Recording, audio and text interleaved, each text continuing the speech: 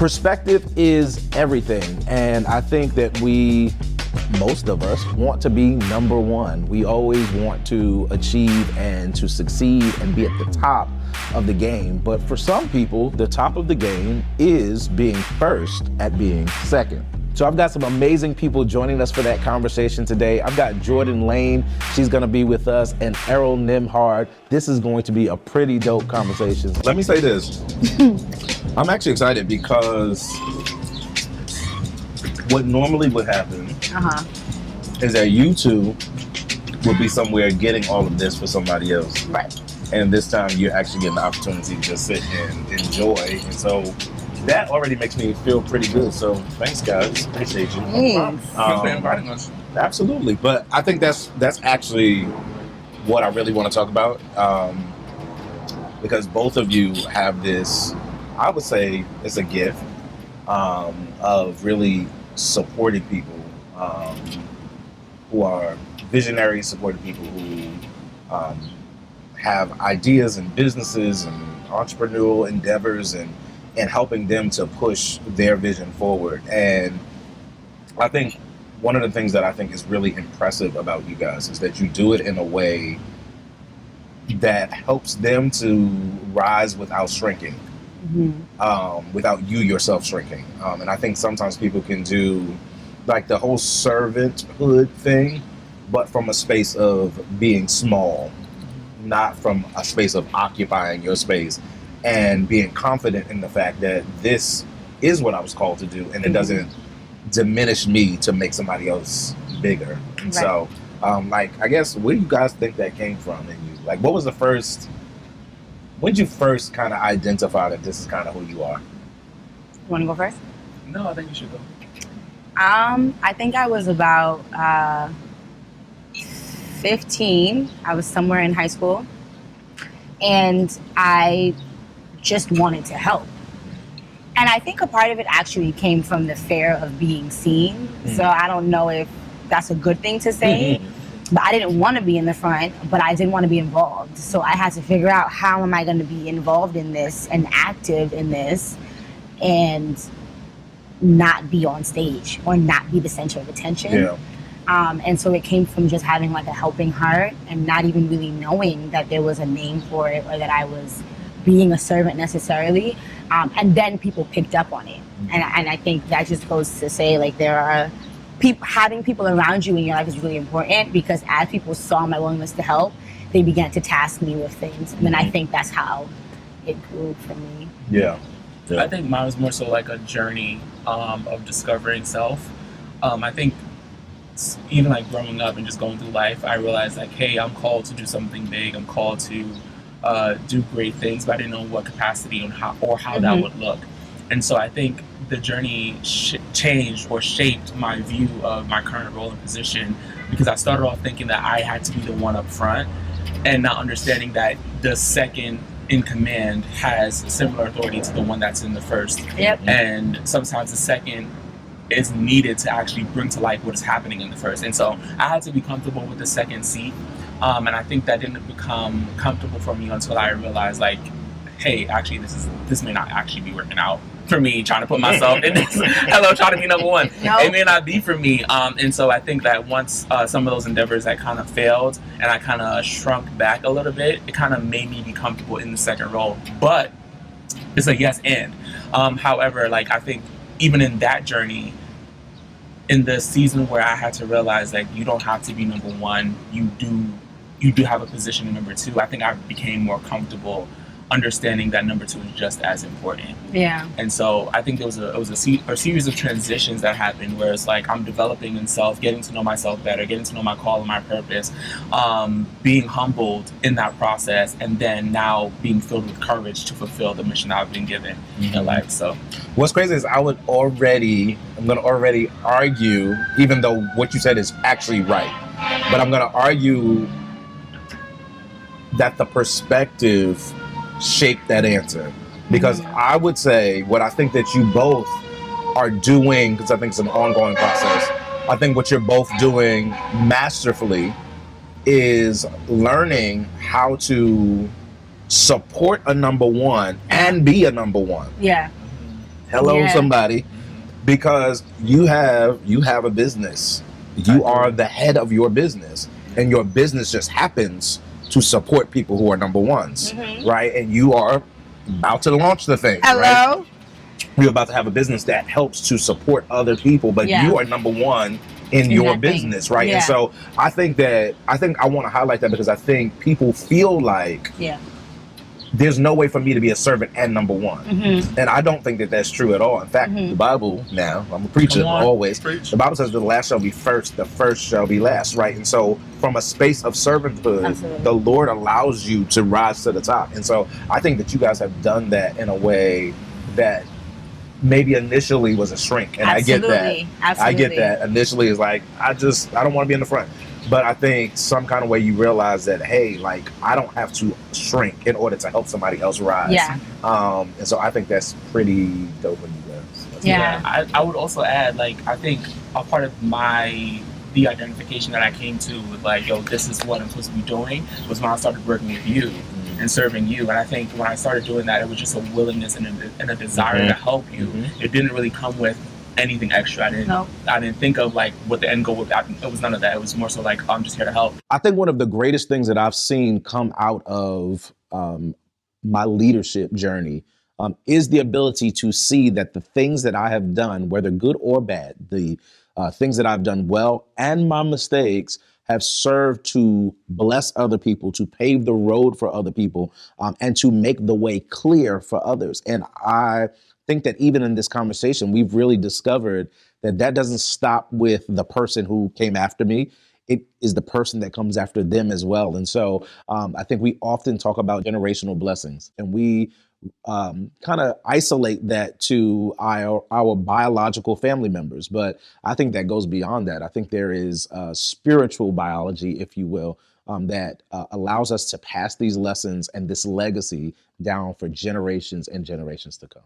I think through that process and watching you become all of who you are, even today, I think I realized like, yo, I'm actually called and gifted to help other people become. And so that's how I was able to even cultivate or orchestrate a business like the one I have now, because I realized that this is what I love to do and I'm actually good at it. I don't know. I don't really know how. I don't know all the details of like how it actually happens. But if you give me a vision, if you come to me as a visionary and you give me a vision, I'm able to articulate it, give it language, and give it feet to get it moving, to actually grow and develop it. And I think when it comes to purpose, I'm a type of person that I'm drawn to people who are filled with purpose. Everyone is filled with purpose, but not everyone understands the purpose that they have. And so once I connect with someone who understands what it is that they're supposed to do in life, I believe that God has given me the mandate to help them fulfill that purpose. Yeah. So. You know when it clicked for me? It clicked for me during the pandemic. I was a part of a project that continued, and it was like a virtual project now.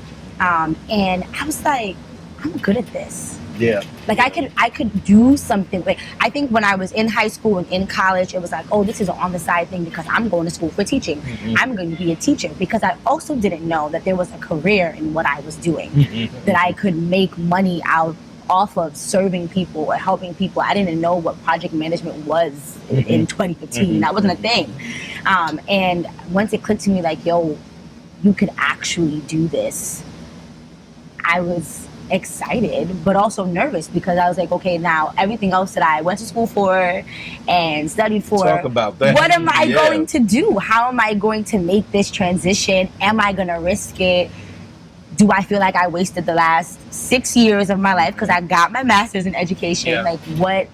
I don't know, man. What am I going to do? Yo, I think that's so good, because I actually think that we put way too much pressure on people in their early years to know exactly what you want to do, who they're going to be and what they're supposed to do. Like, if we're honest about it, most of us don't even come into the knowledge of who we really are. That starts usually, no disrespect to y'all, that usually starts around your early 30s, when it's like, all right, like I'm kind of now getting like some footing, and really it's usually not even solidified until you're about 40.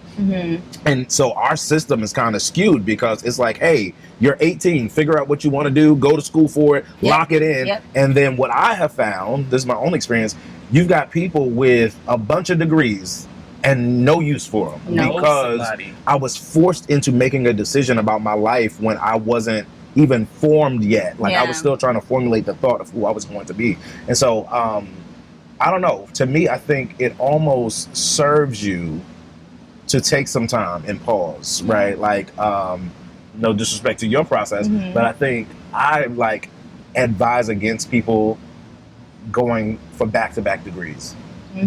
Like, I think there has to be a year or so in between where I'm just actually living out what I thought that I wanted to do, so that I can really figure out, is this the route that I want to go? Because I think when you're just in constant pursuit, I think you can get lost of who you really are supposed to be. Absolutely. Yeah, if I'm honest, I have a similar story to you. I have my master's in business, specializing in human resources. I had a human resource job for about, let's say, 2 years. Yep. And the reason why I got that degree was because of my parents. I did it to appease them, even though it wasn't necessarily my dream. Like after I was like, after I get my bachelor's, because this is what you guys wanted, I'm going to California, moving out of state, I'm gonna live my life, you know, figure out what life has for me. And then they were like, wait, you have to get your master's. I'm like, what? Why did I get my master's? But then I was also at a point where I was like, you know what? I didn't really get the degree I wanted to get in my undergrad. I didn't really think that my undergraduate degree was going to help me in business or entrepreneurship, because I knew that was a part of me, like, for a long time. And so that's the reason why I actually went back to get a master's of science in business. And so I think that the journey, or the pressures rather, of the guardians or the people of influence in your life can sometimes cause you to do something that you don't necessarily want to do. But then I can also look back and say, like, hey, this was a part of my process of becoming. Absolutely. I was You know going what to say, like, God makes no mistakes. Yeah. Because all the things that I am doing now, I can look back and pinpoint what in my teaching history, what in my past, what in my schooling is helping what I'm doing now. So while I initially felt like, yo, if I take this jump, I would have wasted the last 6 years of my life. And God said, clear as day, like, just do it. I'm going to show you something. Like, just do it and let me show you. And I'm really excited that I did, because honestly, I was becoming miserable where I was. And had I not made the move and stayed there, it would have been a very sad place. It would have been such a sad place. It's the way you said it. Yeah. I think, EJ, you said this earlier. You were talking about, like, even how you came to kind of work with me. Like, it just kind of happened. It wasn't really like something that was planned out. I think intentionality matters. Your intentions, I should say, matter. Because I've had a lot of people sign up to work for me, and they didn't last, because the real intent was to become number one. The real intention was, I'm going to serve doing this just so that I can position myself for something else. And I think that kind of stuff, it eventually tells on itself. It eventually kind of comes through. Tell me, and this is a weird question to ask, tell me about your intentions. Like, how do you judge or gauge your own intentions? In this current scenario? Or in this current scenario. For you specifically? Well, no, just for helping people, period. Okay, well, I honestly, it's really hard for me to answer that question, because I don't see myself as a person that does things for personal gain or seeks out to do things for personal gain. It's really ingrained in me to help other people. Like, it's just a part of my makeup, it's a part of who I am. And I think that I keep my intentions pure by not accepting projects that I don't see the true value in for that person. So if someone is coming to me saying, like, hey, I want to partner with you on this, and I don't believe in their vision or their mission, or it's not something that's aligned with me, I'm not going to do it. And so that's kind of like my moral compass in that arena, because that's just not what I want to do. I feel like it's going to drain me, it's going to waste my time, and it's going to leave me feeling depleted. So if it was something to look at, to say, okay, what does Errol gain from this? I would say that fulfillment is on the top of the list. Do I feel fulfilled? Do I feel like I've accomplished my mission helping this person get to where they belong? And so that's it. That's for me in my intentions. Yeah, I was talking to EJ about this earlier. For me, it's less about the project and more about the vision. If I feel like your vision is something I can get behind, I can support, it aligns with who I am, etc., then absolutely I will support that thing, and that's my intention. The word that I got during my transition season was to push people's visions, right? And to bring people's visions to life. I'm sorry, was the exact words. So it's less about what you're doing or what I'm gonna gain from it, or like how much I'm even supposed to charge, because I've never really done that. It's really just come from an intention of wanting to push your vision and let it be something, and not even to take credit either. Like not to say, oh, I was a part of that. It's really just bringing those things to life and making sure that whatever God has for that person comes to pass. And I was gonna say, I also realized what grieves me the most is watching people live below or beneath their purpose or what God intended for their life. Yeah. And so when people are full of fear or full of apprehension, or they are living life in a state where they're not really living with intentionality, that bothers me. Mm-hmm. And so I realized that, hey, if this is bothering me, this is something that I need to lean into, because I think that's something that I just know that has been given to me to be a part of this world. So that's my thing. Yeah, I think for me, what I've seen get lost in, for a second, I'm gonna sound a little old, but I think what has been lost in your generation is almost like being a servant is subpar. I was gonna say that, yeah. Like it's beneath everybody to serve, and the only reason somebody should serve is to get to another place. And I think that something that is expressed by both of you that I know is my testimony as well is there almost wasn't an end goal.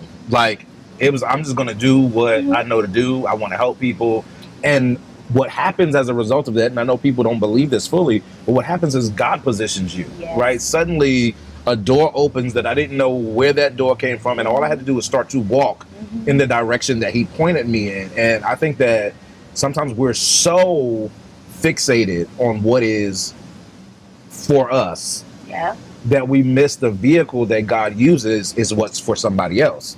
And I think that what you guys have done well is get in somebody else's car and let it drive you to your destination. Yeah. We're a very narcissistic generation. Yeah. I was going to say, I think that also might be a cultural thing. Yeah. And I think it's a part of the American dream. And I think that for the African American community and the history that we have, we don't want to serve or be of a servant to someone else. We don't want to find ourselves in a position where we grab hold of a slavery mentality again. And I think that's a part of why everyone wants to start their own business. Everybody wants to be on top. Everybody wants to be the boss. Everybody wants to kind of push against the norms that we fought through for years prior to this. And I think that's what's happening within this, current generation, is that everyone wants to be on top because of the past. And I think that if we get stuck on the past, we will never grab hold of the future. And the future may be in the second seat as opposed to the first. Like there may be a turning of something that's happening. Like the vice president, if I'm being honest, from my I see vice president more than I see the president. And so it's like there's a difference of opinion there. And I think that's based off of history. Yeah, even when people used to ask me, like, don't you want something for yourself? Why would you stay in the background, get on the stage, you have so much this, you have so much that? I always would give the example of a business or a project or something being like a body. Every single part of your body has a purpose. If you did not have your pinky finger, you would have a problem. Right? And I want my pinky finger. I don't even know what it does. I want it. We don't know what it does. We don't know why it's important. We don't know any of that. But if we didn't have it, we would be tight. Yeah. So I always give that example. It's like every single part of the body, every single part of the machine. If there is a screw missing, that thing is not going to run the way it's supposed to. Yeah. But I also think, and I said this a little bit, but I want to just lay into it a little bit more. I think that idea of it being number two is not always true. Yeah. Like you can be in the back and be number one. In your own sphere of influence, in your own business, in your own life. Like I'm showing up for myself by showing up for somebody else. And I think that one of the things that I have learned, because like I'm not just here as somebody who gets served. I was a servant. Like, I served my bishop for I don't even know how long, but I was the one. Like if something needed to be done, I was doing that. And the thing that I've learned is it is what positioned me for what I'm in now. Absolutely. And so even as I talk to you guys, like the goal is not to get to number one, but we don't really know what the Lord is actually doing, right? That the things that you're doing now actually are preparing you for something that's greater. And I think that we miss the season of preparation. I have a program called The Build Up. And so leadership is my subject all day long, but specifically the idea of servant leadership is everything to me. I will not even serve under someone who isn't serving someone. Because I think that the best of us comes out when we have humbled ourselves and taken on that posture of a servant. And so when I talk to these two, it's something that really blesses me because I understand that they're serving their way up. That although they're serving the people under, they're actually serving themselves into position, into alignment for the blessings that God has in store for them. How important has preparation been for you guys as you're walking into into what you're doing right now? It is very important to me because I feel EJ is more established in this. For me, I'm still in the transition phase of accepting this as who I am, my career, what I'm going to do moving forward. And so I see the ways that I have been prepared for this, but I think I'm still currently being prepared. Mm-hmm. And so I am nervous, that's a bad word to use, but about what to say yes to, what is supposed to prepare me, who is supposed to prepare me. Yeah. Like all of that, I'm very sensitive to that and intentional because I know that that is going to dictate my success. Now, if I make a mistake, I know that God is going to reroute me, so I'm not afraid to make the mistake, but because I'm a planner. Can we talk about the planning? Can we talk about it? Because I had my job lined up before I graduated college. Before I was a freshman in college, I knew where I was going after I graduated college. I'm that kind of planner. Yeah. So right now, leaving my job as a teacher and not knowing where I'm going and deciding to launch a business is not my praise. That's not what I would not have done that any day of my life ever. Yeah. So being prepared for that is very important for me, but I also have to learn to like let go of the reins just a little bit, to trust people to prepare me and not have it figured out for myself, and just be prayerful about the whole situation because it's nerve-wracking for me. I think nervous is okay. Yes, I think fearful is not. Yeah. And I think those are two different things. I was on my way here earlier today and I was like running late and I put the address in the GPS and I was doing too many things. I was talking, having a meeting, doing all kinds of stuff. And I missed my turn. And when I missed my turn, it just recalculated. Yep. Right? Like, it cost me a couple of minutes extra. Yeah. But I wasn't lost. Mm-hmm. And I feel like we think that if we make a misstep somewhere, we're now lost. We're not lost. You will be recalculated and you will eventually get to the destination that you're supposed to get to. And here's the other thing. There's some routes that I learned in my wrong turn. Like there's a different path. There's a different road that I only discovered when I made a mistake, you know? And I think that we're so afraid of making a mistake that we actually miss the off roads, the other ways to get to the place that God really has for us. And all of the lessons that are on that specific road. Like literally there are some situations that some people might call a mistake in my life, but I recognize today. Yes. I had to go that way. I had to go the way that other people thought was wrong because I wouldn't have learned these lessons that are carrying me now had I gone the right way. And so I think we've got to like be careful about what's right and what's wrong and just go. And trust God that he will recalculate you when you And it's not even just for you. Right. Hello? Because if you didn't make I met some people on the wrong road. Hello? But also when I came along, you were able to show me where I needed to go. And it's taking me a shorter time to get to my destination because you already walked the path. Yeah. And so even in my season of preparation, I'm making sure that I'm taking mental note of the conversations that I'm having with different individuals in different areas of influence.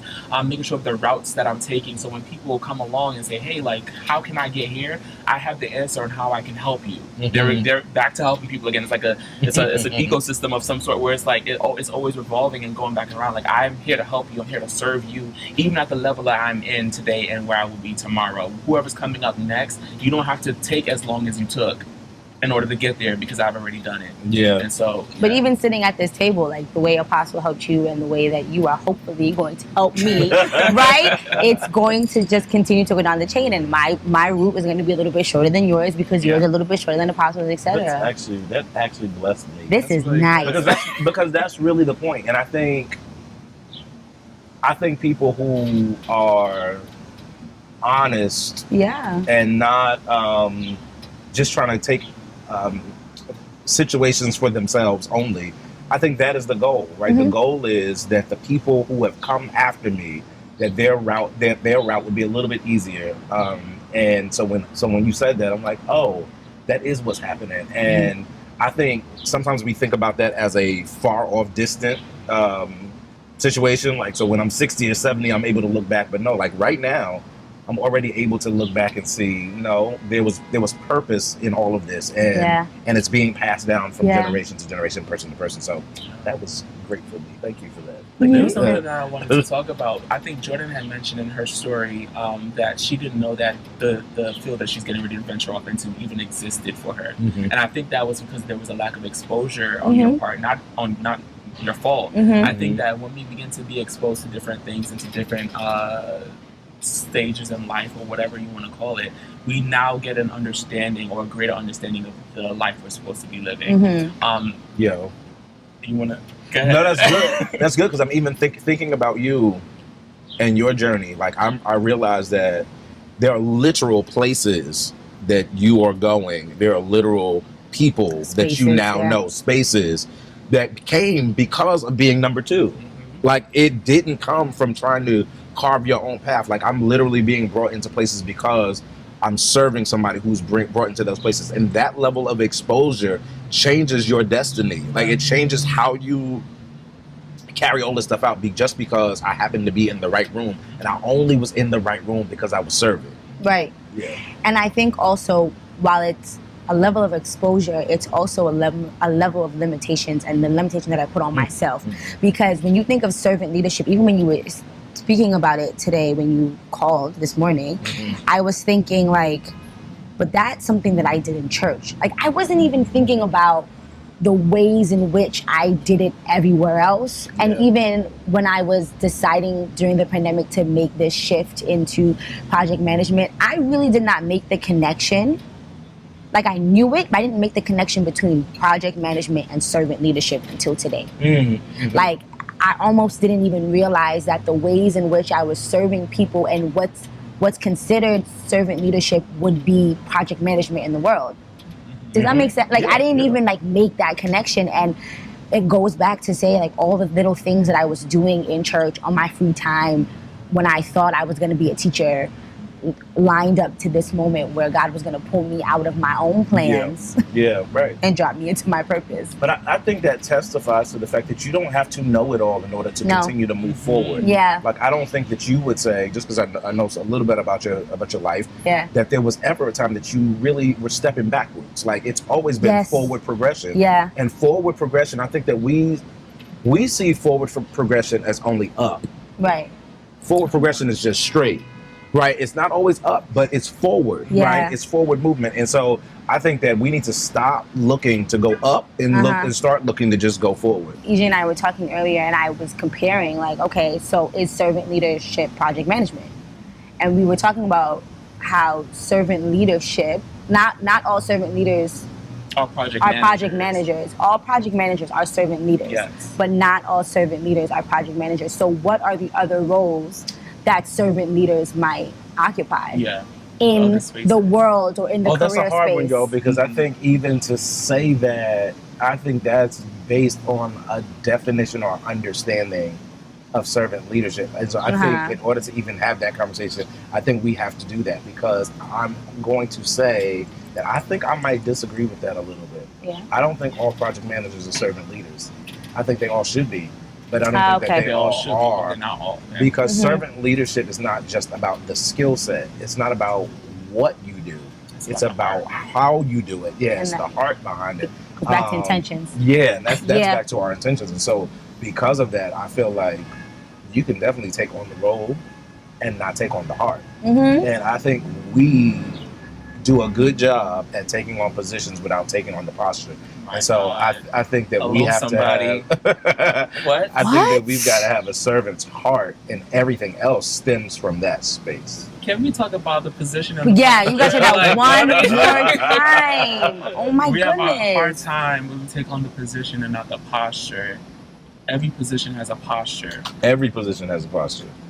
And here's the thing, for most of us, regardless of the position, the posture should be the same, right? And so the posture isn't determined by the actual position. It's determined by the heart of the man, and everything else proceeds from that space. And I think that when you are trying to accomplish things without first checking your heart, where is my heart space in all of this? I think that's when we start just doing things out of our flesh. That's when we start, ego creeps in, pride creeps in. My Bible says that pride goes before the fall. And so this is why I think we see, y'all think y'all got me stuck on something now, because I think this is why we see people go up quick. That's what I was and come down quick. Yeah. And we're trying to figure out like what happened. Like this, they were blowing up, and all of a sudden they were blowing up in terms of their position. But their posture was so jacked up that it's like your posture is the framework for the structure that you're building. Yeah. Right. And so we can build a skyscraper right now, but if the framework, if the foundation of that skyscraper is not intact, it eventually is going to crumble. And I think that's what we're seeing. Is we're seeing a lot of people building, but we're not seeing a lot of people actually work on the foundation of the building. The foundation has got to be set in place before you can actually start building upward. I'm just grateful for how God made me, because No. it's like I already know, like, you know what I'm saying? It's really hard for me to put myself in a position where I am just doing it to blow me up.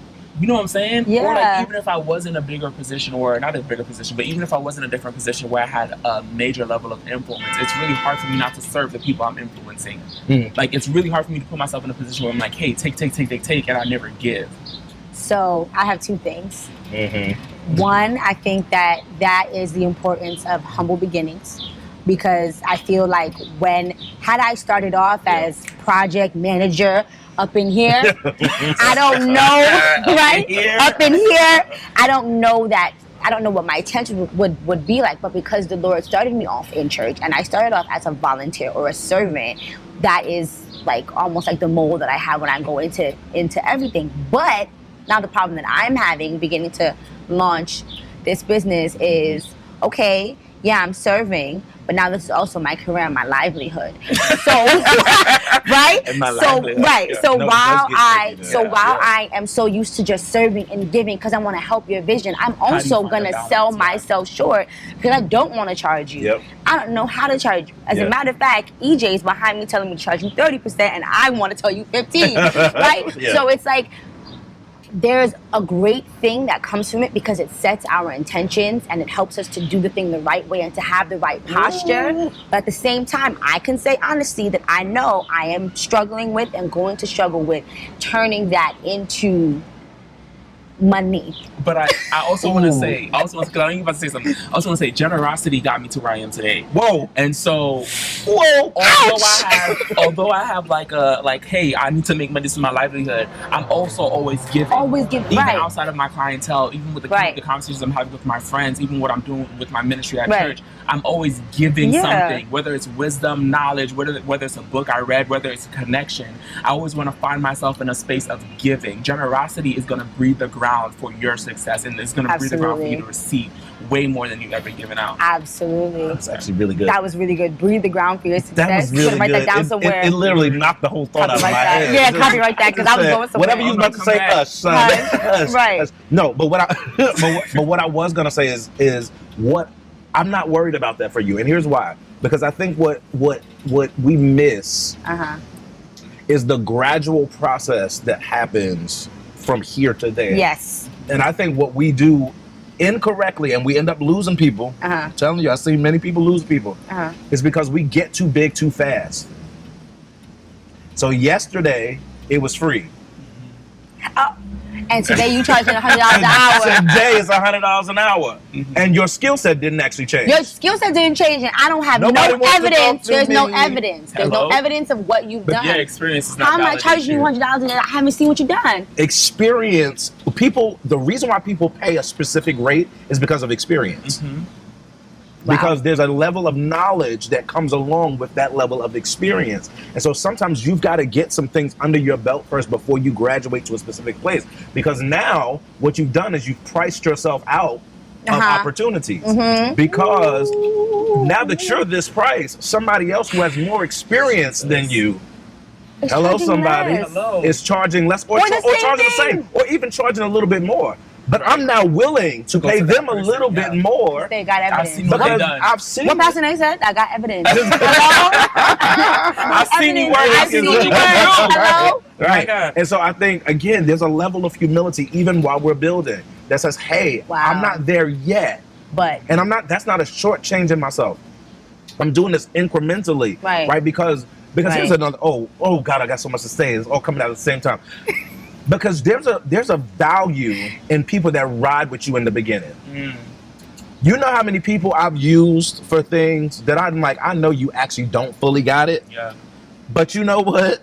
I'm gonna rock with you anyway Right. because I want you to get this experience. Everybody's not trying to take advantage of you. There are some people that are literally saying, hey, I want you to get more experience because it's going to help you Right. in the long run. And I think there's a level of humility that has to be stewarded in order to see these situations for what they actually are. I literally know people right now that people are like, hey, I'm never going to work with this person again, right? Just because they got too big too quick. Like if you would have waited, because here's the other thing. There are people who are willing to, like I've done this. I've paid people more than what they've asked for because of the level of work that they've given. yes. Right? But if you come to me with some craziness, you don't even get the opportunity for me to do that, right? And so sometimes we've got to trust, hello, somebody, hello? Hello. So we've got to trust that the Lord Yeah. is building this thing. Hello. And that's when I tell you something shifted. He's for the me master builder. in the year of 2022, and I'm just like, whatever happens, God's got me. Yep. No, that's a real thing. And that's not a Whatever give up happens. thing, because I think some people will hear that and be Right. like, well, you got to put some work in. I'm Mhm. putting in the work. Yeah. But there's some things that I can't force. Like the Lord has to do it. Literally, the Bible says, except the Lord builds a house, they that labor in vain. Yes. Right? And so some of us are working really hard and nothing is happening. And sometimes the reason for that is because you're working hard and not allowing the Lord to do his part. Yeah. So what do Yeah. you say to the people that don't have a relationship with the Lord, who are Well, you done building- already messed up. You building the wrong thing. Wait. About that. Build a church. Build your church. That's what he said. No, what's up now? But there are really people out here that Christians, because this is something that I want to bring to light to a lot of the entrepreneurs, where they see people in the world who don't believe building something and it's growing rapidly and it's even seemingly sustaining, but the believers are having a hard time building something that sustains and outlasts whatever those other people have built as well. Okay, so here's the thing, right? And this is you shifted me in a different direction Sorry, I didn't mean to. because I think this is a hard message for the believer: is that we are not them. Yeah, this is not that. The same rules don't apply. The same rules just don't apply. And so sometimes the Lord will allow them to have earthly success because that's all they're gonna get. Right, because their ending Come is on. different. Your ending Their is ending is a different. totally You're different literally, thing. the Bible talks about the fact that you're getting your reward. Right here. This actually is your reward. So enjoy your worldly success because Right. there's an eternal punishment that I don't know if you're going to remember that earthly success, right? And so I don't think that we're always okay with the fact that there is a double standard. Right. And I was Nobody going want to to talk about You the know double what's talking about? standard. It's a No. double There standard. is a double standard for the Christian, and that's just the way that it is. Yeah. You can fight it or you can yield to it. I was going to say we're also living in the age of social media. And people say this all the time. Last days. But I'm folks, gonna say last days. the last days, but also where what we are seeing as Yo, that's worldly the thing. success, they're posting the good days. They're posting when they're okay, Some when of the it is a business is lie. flourishing. It's a It lie. ain't just good days. It's a lie. It's You made a it up. lie. You're posting something that happened last year, telling me about, oh, you got. That's not what happened. I just saw That's not somebody how do that that went. today. Hello. Oh no. So You ain't on the beach today. You're That's not. last year. So in the age of social media, people can Because you know I call somebody out for real Yes. just now. can choose and decide what they want to share and what they Yeah. want to tell us. Yep. And we're taking that as, oh my God, they're so successful and here I am praying and fasting, nothing's happening for me. The truth is, nothing is happening for them either. Yo, and I'm going to just say this, like, because, you know, I get to counsel a lot of people. Uh-huh. I see what's on social media, and then I get to hear the real truth. Yes. And a lot of these people It's that two people are different things. jealous of, It's two different things. people are jealous of them, and they're in the red. It's two different The bank things. account is negative. but the image looks good. The image looks and so good. we've Their been Canva is working. deceived. Right, we've been deceived because we've been believing what we saw instead of what actually is. And so this is why you got to keep focused on the Lord. I'm serious about that. Like you got to keep focused on Him and really do what He's asking you to do, because a lot of stuff that looks like it is one thing, it just ain't there. Stay in your lane. Hello. And smoke and mirrors. Yeah. How much long we got? Because I think I'm done. 20 seconds. Yeah, I'm done. You got something? You look like you got something. I don't remember what else I to was say. going to say. I'm probably going to have to ask y'all at different You times. said the poison of some. Comparison. Because why are you comparing yourself to what somebody else is doing anyway? Yeah. Not that face at the end. Stay in your, stay in your I was like, lane. people do that regardless. Here's the thing, right? We know there are people that are struggling right now, even hearing this, because like, okay, I'm pushing somebody else's agenda. When is it going to be my turn? That's the if I hear that one more time. When is it going to be my turn? I want you guys just to speak to them, just whatever's on your heart about that idea of it. When it's going to be my turn. It is your turn. I was gonna say the same thing. Your time is now. It's now. Your turn is now. Yeah. Yeah, it is your turn. And what you are doing for somebody, that is your opportunity. God is using you in that. And when you get to the end of that project or however you're serving somebody, let God be the one to decide what comes from that. I think as a planner, we always are planning like, okay, I'm going to do this and this is what I'm going to get. And God's plan sometimes is so far left from what we have for ourselves. So this is your turn. You're not waiting for a turn. Live out what God has for you right now and where He has you. Live that 100%, because you know what? You're never going to get a turn. If God has you somewhere right now and you're giving 50%, why would He give you a turn? That's the part. Why would He give you? Why would He give you a turn? Or why would you even be so bright to want a turn? Yeah. Why would you even want a turn? You don't deserve a turn if what you're giving right now is 50%. So give your 100 where you are. This is your turn. Love that. I would say the same thing. Your time is now. I think if you stop wasting time comparing yourself to people or wasting time complaining about where you are not, then you might actually get there faster than you realize. I think that we spend a lot of time focusing on the negative things, or not even the negative things, just focusing on the wrong things and bad perspectives, and then we miss out on the journey. We miss out on the connections that we could have made. Because maybe if you wasn't complaining, you'd be a part of some of the conversations that people are having. If you didn't have a bad spirit, your good spirit probably would have got you in the room that you wanted to be in. And so I think that people just need to be patient and take the journey, no matter how long it takes. Yeah. God is the author and finisher of time, and I feel like if you are in alignment with His time and with His will, you wouldn't be as frustrating. You wouldn't be frustrating your purpose as much as you are. Don't get weary in well doing. But in due season, that's keeping me. Hello? I'm quoting the whole Refresh Worship album. That thing is keeping me. Don't get weary in well doing. Think of the promise. Think of the promise. That's it. I want to thank you guys. I really appreciate it. And I don't mean just like sitting down talking to me, but like literally, this whole thing wouldn't happen if it wasn't for people like you and people like y'all. We got servant leaders all over the place. So super appreciative, and love y'all. Thank you. Love you.